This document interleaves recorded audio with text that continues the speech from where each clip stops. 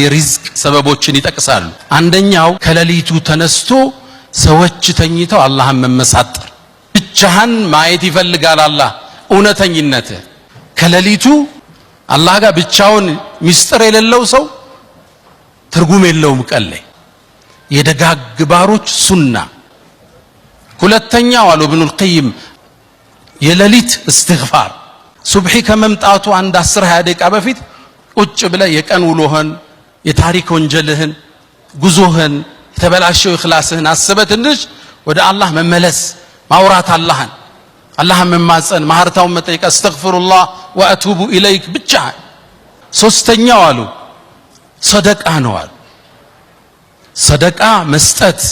አራተኛ አሉ ኢብኑል ቀይም ረሂመሁላህ የጧትና የማታ ዚክሮች አዝካሩ ሰባህ ወልመሳ። አላህ ይወፍቀን ሁላችን።